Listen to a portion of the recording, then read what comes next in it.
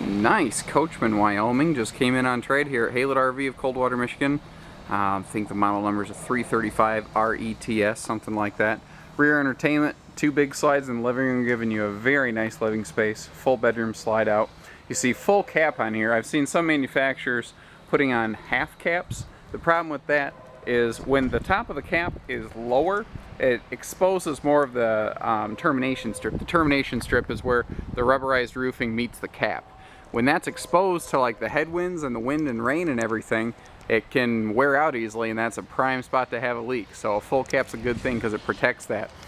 This is very well kept, obviously stored outside and probably stored just about at the angle you're seeing right now, because it looks like the nose and this side is a little bit sun faded on the graphics, while the back and the driver's side, as it were, are all in really sharp shape.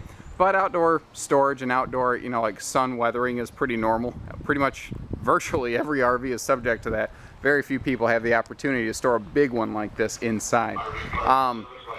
This is not a drop frame, but it's not like that's really a problem. Drop frame RVs offer these massive basements, but you tell me, looking at this, do you feel like you get enough basement space in here? Because I sure do. I mean, ladies, if the husband mouths off to you, throw him down here. And even then, it's not much of a punishment. There is a lot of room down here. I like that the bulkhead wall here is not present, so that you can really have a full pass-through storage.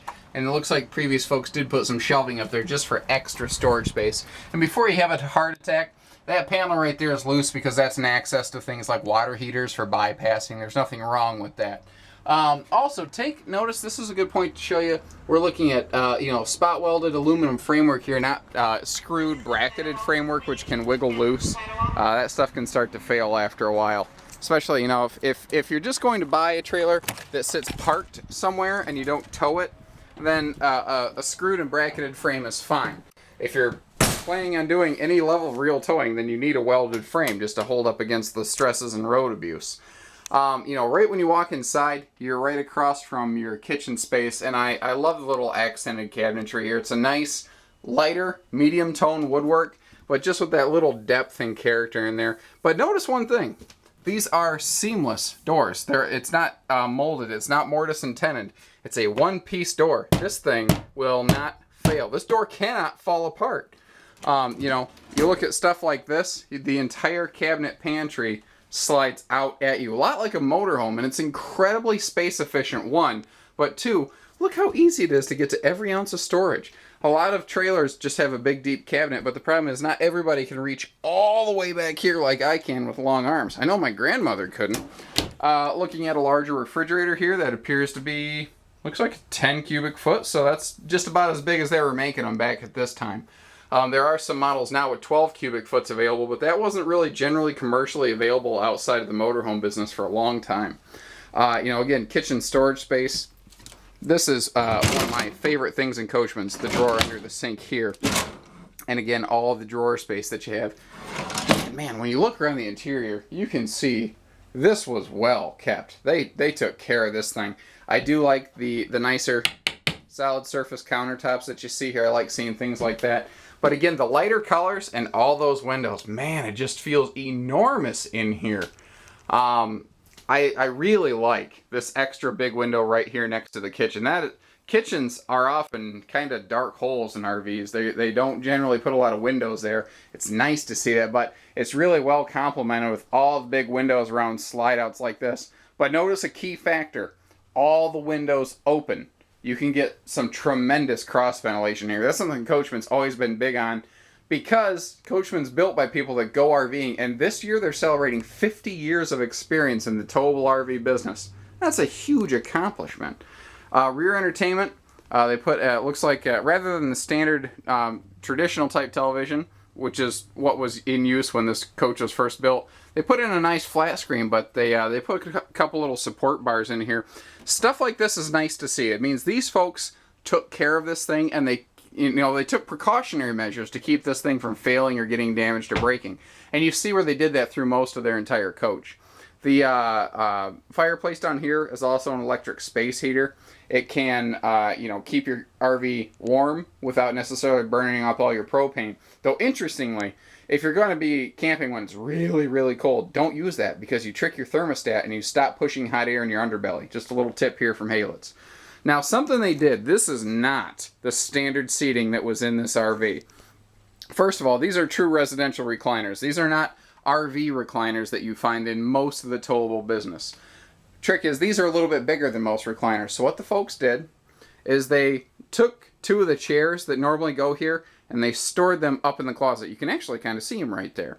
So this was used as a couples coach. They moved these out of the way, and that made room for a true living room luxury set. So you have a pair of nice, true residential recliners.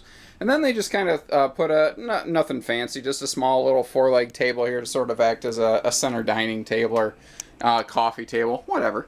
Night shades all the way through, so you do have privacy at night. And I like that residential fan up there. If you're going to open your windows and let some breeze in, that just really helps keep the air moving. But again, nice and wide open. A lot of these floor plans where the kitchen is not in the slide, they can feel kind of boxy. But with the open windows and the lighter colors, this is nice and open and airy.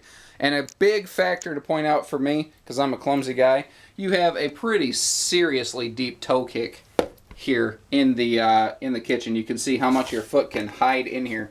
Where that's nice is when you're actually going to be doing dishes, you can stand right up next to the countertop. It sounds funny, but try to pretend like you're doing the dishes in a camper if you're getting ready to buy it. A lot of times you end up with a lower backache because you have to twist and arc around so badly. I do always like to point out when I see it, 3 steps, not 2, to go from your lower to your upper deck. A lot of RV manufacturers will cut corners and you know, they have to make one less piece by going with just 2 steps. Problem is, if you've got maybe kneecap replacements or just, you know, a bad hip or whatever, it makes it a little steep when you're climbing up there. And just like the living room, very wide open, comfortable, spacious bedroom. And one of my favorite parts of this floor plan is not only does this have a king-size bed, but if you notice there's extra space on the side of the slide, this floor plan was made with a king bed in mind. There's a big difference there. The reason I say that, a lot of floor plans have a queen and you can upgrade to a king, but in doing so, you have to, I mean, like almost sideways scoot past the bed to get in there, but not this one. This was built with a king bed in mind. They left room around the bed for you. Now this is a 50 amp coach, so if you want to add a second air conditioner, this little junction box tells me there's wiring up here to do so. So right now, it's a 50 amp coach, but you can get by in using 30 amp service and get full use out of this RV. If you want to upgrade to a second air, then you need to go to a 50 amp site. So you can take this thing basically anywhere. That's what's pretty slick. Again, these are the 2 chairs that can go down the living room if you want to invite some friends over and, you know, play a full game of cards or something like that. All kinds of extra storage up here. Full front wall-to-wall storage. Extra TV entertainment center up there in the corner. Again, this was made before we felt we needed 40-inch flat screens in our bedrooms to use for 15 minutes at night. You know, some people live in their campers, and I understand the need for a bigger TV in the bedroom. Most of us do not. I love this dresser. It's very residential looking, the way it's styled. And anytime there's a little seating area here, a little, I don't know, I call it like a boot shelf where you can sit down and kick your boots off or something. I like that. Now, the bathroom and vanity center here, I love the colors. I love the contrast. It's very, very, I don't know if I want to say modern or classical. I like it both ways, I guess. But I do really like the dark colored shower enclosure here. It really sets the bathroom apart from pretty much anything else you do tend to see. And again, here in the bathroom, you also have a second lavatory, a second sink and medicine cabinet.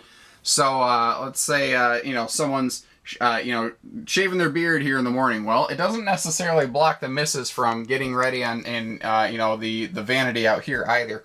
And we are looking at a nicer porcelain stool with a foot flush, not a plastic toilet. And lots of legroom here, so you can actually sit in there and actually use it.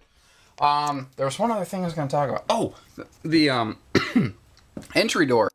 It's extra wide. And it's not something you can really appreciate here in a video, But if you're cooking outside, like let's say you got some burgers or some brats on the fire, if you're cooking out there, or if you're grilling, when you got your big platter and you're walking in, you don't have to juggle it to open the door. It's an extra wide door. You can just walk straight in. Great if you're permanent living and you're carrying in groceries. Really nice then. Give us a call. Learn even more. 800-256-5196. Haylett RV of Coldwater, Michigan. Thank you, everybody. Happy camping.